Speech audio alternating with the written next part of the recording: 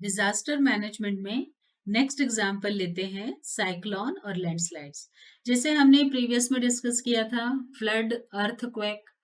तो ऑलमोस्ट जितने भी डिजास्टर होंगे हर में जान माल का नुकसान होगा, पैसे का नुकसान होगा, जितना इंफ्रास्ट्रक्चर है वो सब खत्म हो जाएगा, डैमेज हो जाएगा। तो ये सब ऐसे बहुत सारे कॉमन पॉइंट्स हैं जो हर में आएंगे। बस आपको इसका मीनिंग क्या है, जैसे साइक्लोन का मीनिंग क्या है, लैंडस्लाइडिंग का मीनिंग क्या है, इसको ध्यान में रखना है। और वो वाटर से रिलेटेड है, सॉइल से रिलेटेड है, ये सब कुछ चीजें याद रखनी है। तो आपको पूरा डिजास्टर मैनेजमेंट बहुत इजी लगेगा। और वैसे भी इंट्रोडक्शन पार्ट में हमने पूरे इसके कॉन्सेप्ट, उसके मिटिगेशन के स्टेप सब कुछ बता दिए थे। तो इसी को आगे लेते हुए चलते हैं साइक्लोन और लैंडस्लाइड।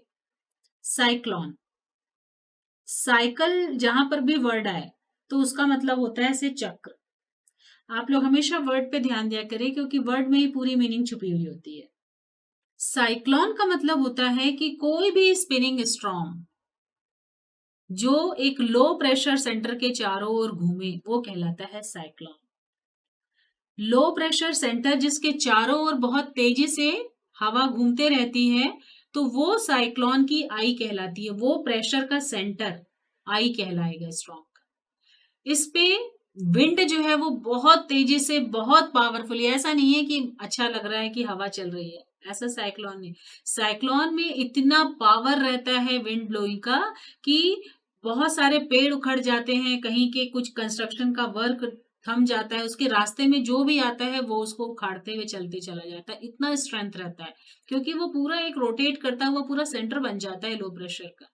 इसका सबसे इजी एग्जाम्पल अगर आप सोचेंगे तो गर्मी के दिन में कभी देखिएगा अपने घर से कि जब आंधी टाइप से चलती है ना तो वो बिल्कुल साइक्लोनिक लेयर पे चलती है। तो जितना कचरा ये वो सब रहता है वो पूरा ऐसे उड़ के इस तरह से चलते जाता है। तो सेम उसी कॉन्सेप्ट को ध्यान में रखिए, बहुत ही लार्ज स्केल के लिए, बहुत पावरफुल स्केल के लिए। जब कभी साइक्लोन चलेगा तो बहुत ही पावरफुल विंड जनरेट होगा। ये क्लॉकवाइज भी चल सकता है और एंटी क्लॉकवाइज भी। अगर ये आने वाली हवाएं नॉर्थ से आ रही है, नॉर्दर्न हेमिस्फीयर से आ रही है, तो इसका डायरेक्शन जो है वो एंटी क्लॉकवाइज होगा। और अगर ये साउदर्न हेमिस्फीयर से आ रही है तो इसका डायरेक्शन जो है वो क्लॉकवाइज होता है। तो क्लॉकवाइज तब होगा जब साउथ से आएगी हवाएं, और एंटी क्लॉकवाइज कब होगा, जब नॉर्थ से आएगी। हर हर अलग अलग कंट्रीज में इसको अलग अलग नाम से जाना जाता है। जैसे कि नॉर्दर्न वेस्ट पैसिफिक ओशन है, यहाँ पर इसको टाइफून कहते हैं। और नॉर्थ अटलांटिक ओशन है, नॉर्थ ईस्ट है, साउथ पैसिफिक ओशन है, यहाँ इसको हरिकेन कहते हैं। चाहे वो हरिकेन बोले चाहे टाइफून बोले, है तो वो क्या, साइक्लोन, मतलब powerful wind blow in circular motion, spinning motion. अब आते हैं लैंडस्लाइड। लैंडस्लाइड का मतलब क्या होता है कि अचानक से बहुत ज्यादा क्वांटिटी में पत्थरों का गिरने लगना, डेब्रिस का फ्लो होना, जो स्लोप है वो स्लोप से पूरा का चट्टाने का गिरना या बर्फ का गिरना, ये सब कहलाता है लैंड स्लाइड। आप झूला देखते हैं ना, स्लाइडिंग वाला झूला, उस पे क्या होता है, ऊपर जाते हैं और आप जहां स्मूथली नीचे चले आते हैं। तो उसी तरह से जमीन का सोच लीजिए। लैंडस्लाइड का दूसरा नाम लैंड स्लिप भी है, लेकिन लैंडस्लाइड ज्यादा कॉमन है। लैंडस्लाइड में एक्सटेंसिव अर्थ मटेरियल, चाहे वो स्टोन के फॉर्म में हो या रॉक्स के फॉर्म में हो, सॉइल के फॉर्म में हो या वाटर के फॉर्म में हो, कुछ भी फॉर्म में हो, वो अगर एकदम से तेजी से जमीन में नीचे गिरे तो वो कहलाता है लैंडस्लाइड। इतना फास्ट कि पता नहीं चलने पाए। कोई चीज हम ऊपर से गिराते हैं ना, इतना फास्ट गिरता है कि पता नहीं चलने पाता है कि कहाँ से गिर रहा है।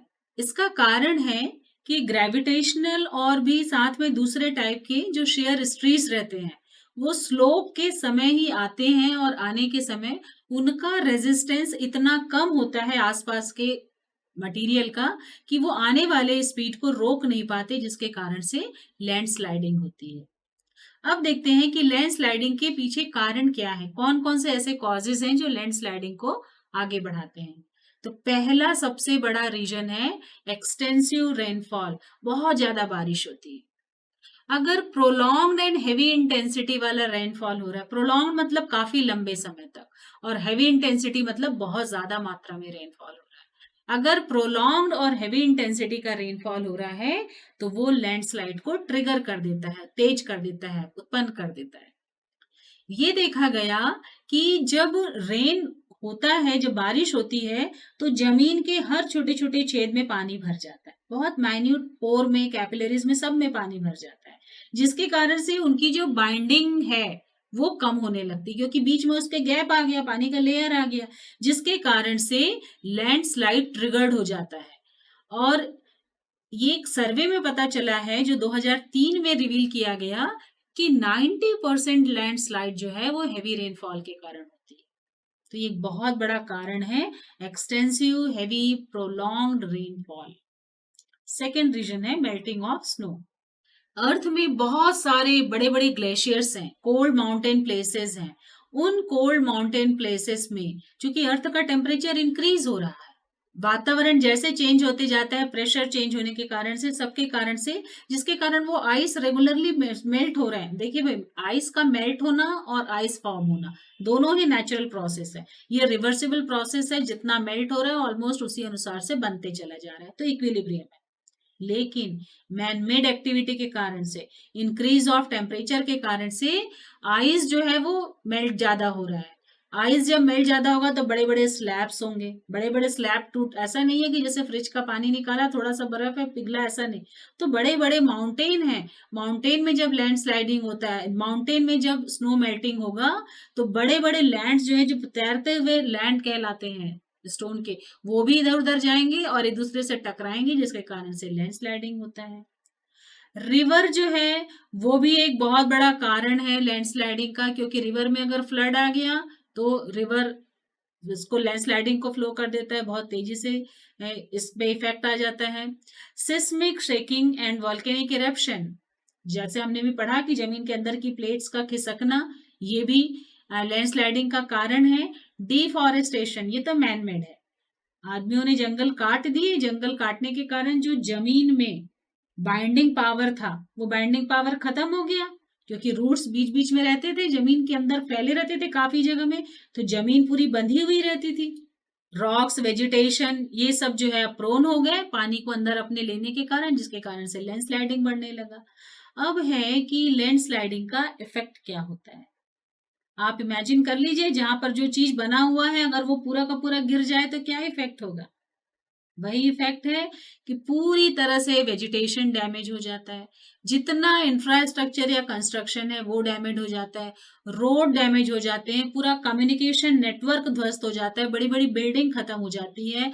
उसके अलावा जो कैटल्स हैं, जो एनिमल्स हैं, वो पूरे धंस जाते हैं जमीन में, पूरे उनकी जान माल का बहुत ज्यादा नुकसान होता है। इस तरह से बहुत सारे ऐसे एक्सीडेंट्स हैं जो लैंडस्लाइडिंग के कारण होते हैं। आपको याद होगा अगर 2017 में हिमाचल प्रदेश में हुआ था, जिसमें ऑन द स्पॉट 46 पीपल जो है वो खत्म हो गए थे, और जो जिनको लगा था, जो इंजर्ड थे, वो बहुत ज्यादा मात्रा पे थे। तो इस तरह से लैंडस्लाइडिंग के ड्रॉबैक्स हैं।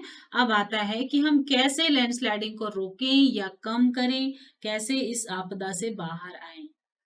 तो इसके लिए हर चीज की एक ही दवा है भाई, एफॉरेस्टेशन, ज्यादा से ज्यादा पेड़ लगाओ, कम से कम पेड़ को काटो, जरूरत हो तो थोड़ा बहुत काटो, अदरवाइज ज्यादा से ज्यादा पेड़ लगाओ, क्योंकि जितना पेड़ लगाएंगे उतना ही सॉइल बाउंडेड रहेगा, स्लोप बना हुआ रहेगा और उसमें स्ट्रेंथ रहेगी।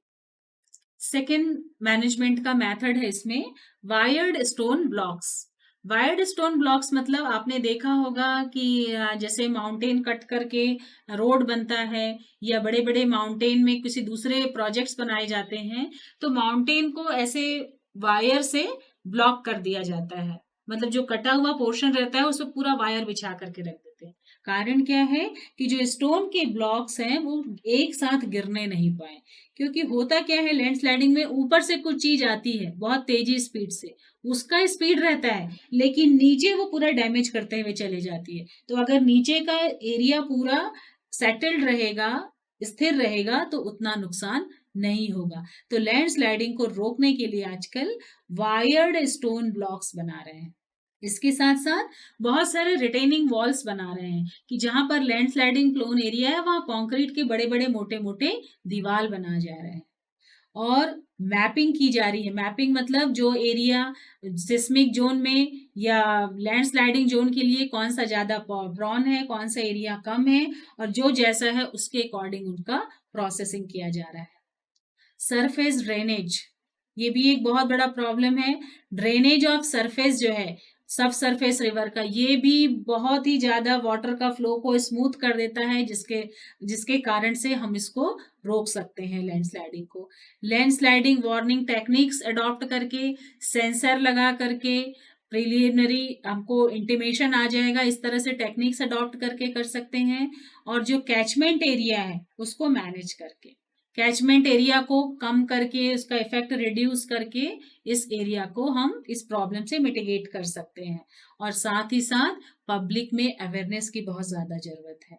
पब्लिक को हम टीच करें, उनको समझाएं, उनको बताएं, और पूरी कम्युनिटी को बताएं जो लोकल एरिया, क्योंकि लोकल पब्लिक को समझना बहुत जरूरी है इस इम्पैक्ट को रिड्यूस करने के लिए। तो पब्लिक अवेयरनेस भी बहुत जरूरी है।